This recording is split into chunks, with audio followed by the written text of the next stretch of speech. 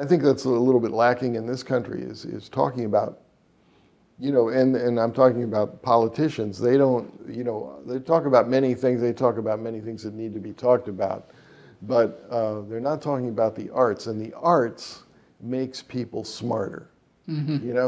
If you take somebody who really doesn't know that much about music, has never played a musical instrument, and you sit them down and they listen either live or on a recording to Beethoven's Fifth, or a Mozart symphony, or Bartok's Concerto for Orchestra, or Brahms, or something that is melodic, functional harmony, tonal, and you can get them to have an emotional response to that. Then, of course, that will lead, it's like a gateway music drug. That will lead, of course, to listening to, more advanced things. But you get them to identify emotionally with the abstract. That's what art does, and if you can have people do that, then when they're facing an issue about healthcare, or about the GMOs, or about the education for their kids, or just family decisions, then it's not going to be based on the 5 or 10 second sound bites that they get from radio or television, or somebody who supposedly is an authority figure and authority on the subject telling them how they have to feel. But they're going to use their own mind and say, well, I could identify with that work of art, and so let me use that same intuition and my analytical powers to that's the importance of art. Art makes people smarter. It makes them more in touch with the abstract. And we're, as white and black as everybody wants to think this world is, it's just abstract,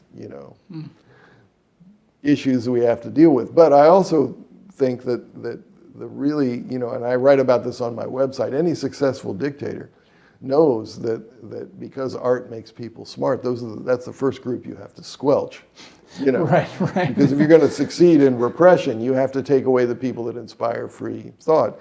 And of course, in this country, it's not done with the military, but it's done subversively so that we don't even know that it's happening, because funding was taken away from the NEA years ago for individual artists, and politicians aren't talking about it. It's like the arts don't even exist. And if they don't exist, then the powers that be that are afraid of the arts don't have anything to worry about, because it's not even an entity. It's not even a player in the game.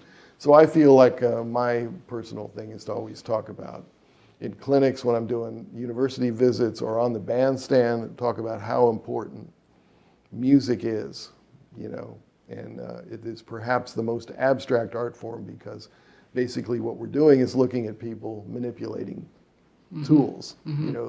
The art is what we hear.